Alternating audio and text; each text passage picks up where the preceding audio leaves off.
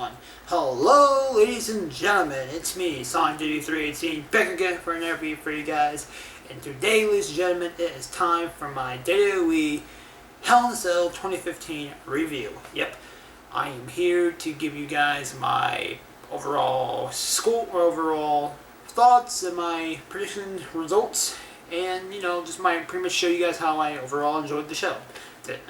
Or that's even if I enjoyed the show. This is my review, so you guys will find out whether or not what my opinion on the show. So you guys will find that out. So, with that said, let's get on our way. Let's just get this thing started. Let's get this thing started and jump into the results, shall we? All right. So the first match was Rusev, Sheamus, and Barrett taking on the team of Ziggler, Cesaro, and Neville. My prediction for this match was for the team of Rusev, Sheamus, and Barrett to win, and my prediction was false. So, my prediction score, 0-1. Alright, next up, and this is not very much a prediction or a result, this is more likely a thought. So, we're going to pause for a moment. I think for the very first time ever for a result thing, we're going to pause on, we're just going to pause on some results, and we're going to jump into some thoughts. And those thoughts are my thoughts on Alberto Del Rio being the one to accept John Cena's U.S. Open Challenge, just John Cena's U.S. Open Challenge for Hell in a Cell. And my thoughts of that is, it was a really good choice. A really, really good choice, because it was really unexpected, because, honestly, to tell you the truth, I didn't see that coming. Obviously, I said in my prediction video, Alberto Del Rio could be a choice, but I didn't think he would be there. I didn't think he would be the obvious big choice. I didn't think it was going to be him. If anything, we were expecting big guys. The big was one of them all. Of course, my number one freaking score, my number one choice was for, Daniel Bryan. Daniel Bryan was my number one choice to accept this challenge. But then there's other people saying, oh, now that Randy Orton's injured, that whole tag team match between, Orton and Ambrose and, Wyatt family members, that's gone. So that could be open. That could be in Ambrose's time to take this opportunity and actually win the U.S. Championship. That could be his time to do it and take the spotlight from Cena. But that didn't happen. So Ambrose could have been an option.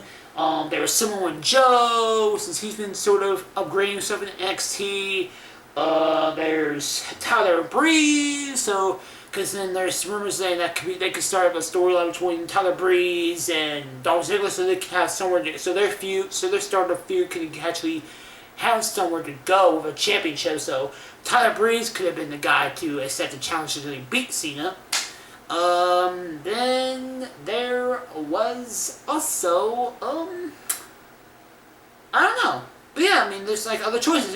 Like I said, obvious choices in my head were obviously Daniel Bryan, Miz, and Dolph Ziggler, and then Alberto Del Rio was a small mention, but my main return one, which I thought was going to be Carlito, which is my least likely one, but it was still returning one.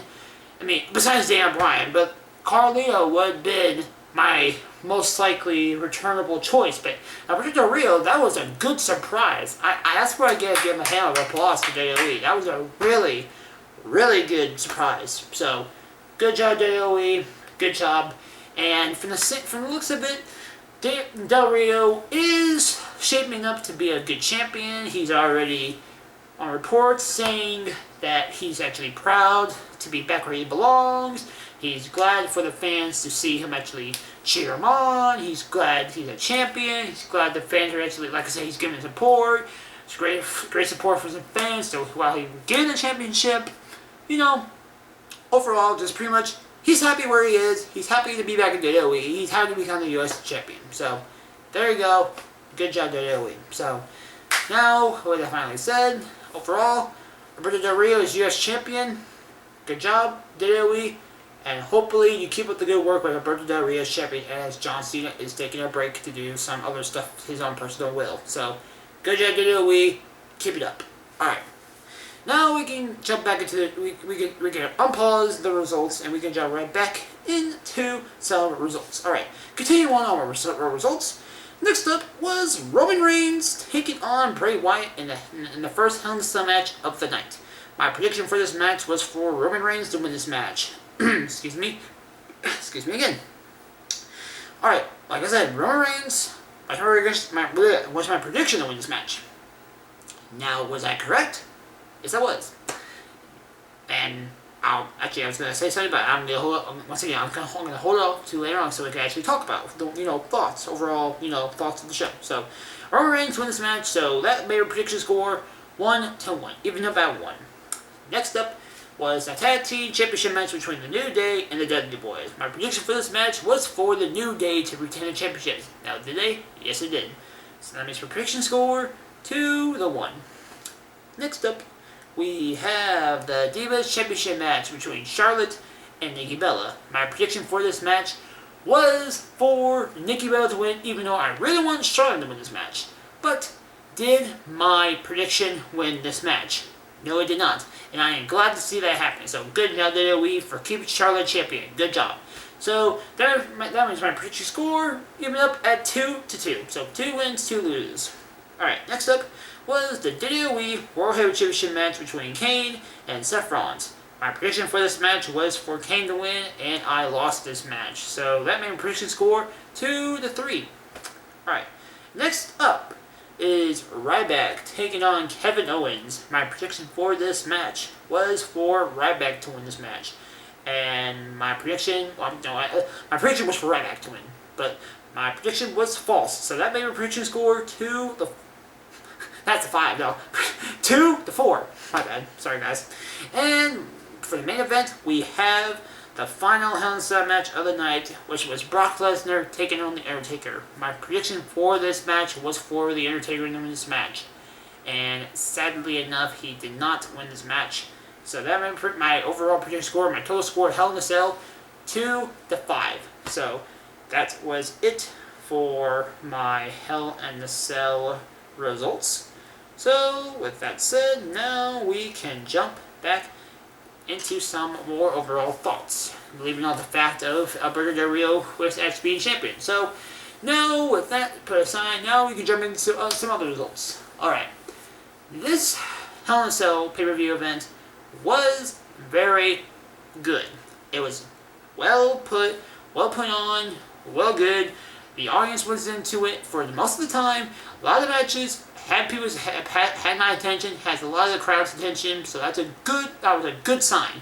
Lots of good entertainment and all these good matches, and just overall, this show was pretty entertaining, and that is saying something from the last couple of weeks that we had on both on TV and on pay-per-views. Because as of late, Raw, as you might have been hearing a lot, Raw has not been doing so good with ratings as of late. The ratings have been going down and down and down. It's just ratings aren't looking good for Raw. It's not looking good.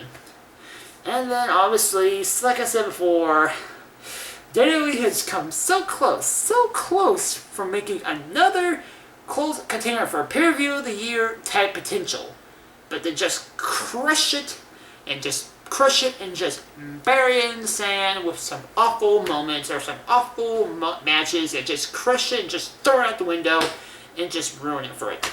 But this Hell in a Cell pay-per-view event kinda, returned, not really as shine as a pay-per-view of the year, but it was a nice little refresher from all the shit we've been having for a while. So Hell in a Cell 2015 was a good refresher. It was really good to see WWE finally step up for once, actually, deliver a well put on show. So, but let me just jump into some of the matches overall, so I can actually explain why these matches, why the show was so good. Okay, firstly, we're gonna jump obviously to the Hell in a Cell matches. Obviously enough, the Roman Reigns and Bray Wyatt match. That had a lot of good moves, and I mean, just like, what was it, like 2 or 3 tables were used, I think? 2 or 3 tables? Those tables were used well They had Bray Wyatt. If I do recall, Bray Wyatt actually had a chair hanging on one of the edges of one of the cell walls. He was going to use that, so that was a good thing he used. And then Bray Wyatt was going to go.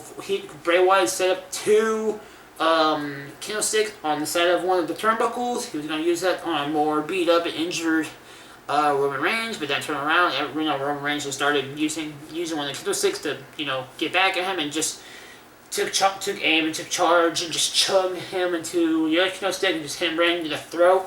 So that was a good. That was a highlight moment. Sorry about that. Yeah, I mean, there's a lot of good use of good weapons. Lots of good uses of the cell. Lots of good pull-on moves of go back and forth. Had Roman have some moments. Have some Bray have some moments in the match, and that was overall a really put-on match between Roman and Bray Wyatt. And next up, obviously enough, I can't say enough. Brock Lesnar and Undertaker, they pulled off a hell of a match. Both bled out their head, bled out. They both went at it, and they both bled out. And they tore. I mean, hell, guys, they tore up the ring. They tore the ring apart. Oh my God, that was skeptical and that was unbelievable. I mean, I'm just like, wow. As soon as that happened, I was just like, really? They're going that far with this match? Holy smokes, that is mind-blowing. Oh my God, that was unbelievable.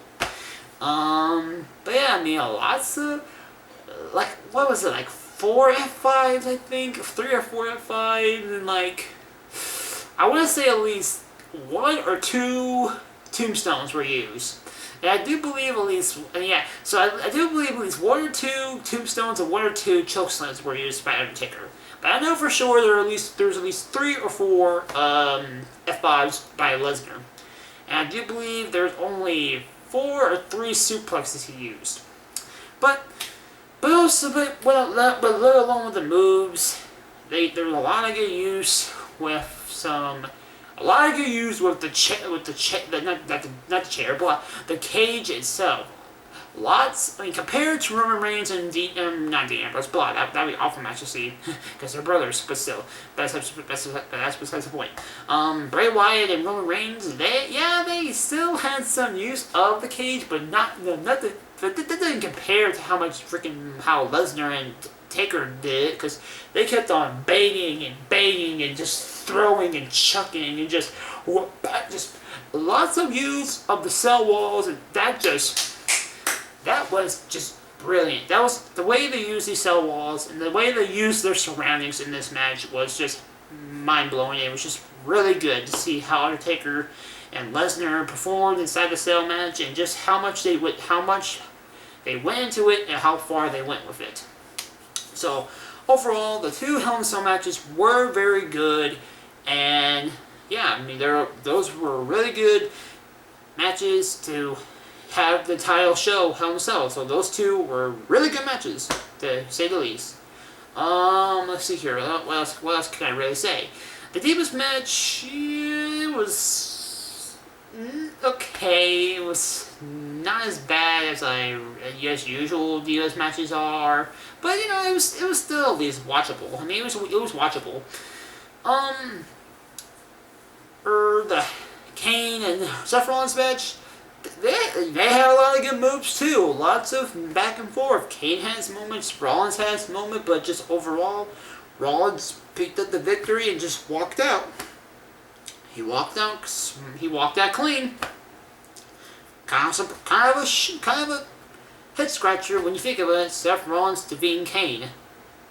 That's kind of weird, but it happened. Seth Rollins walked out and beat Kane clean, just like that. Can't believe I'm saying that, but it happened. What else was there? The tag team matches, yeah, they were. But I'm including both the kickoff and the championship match.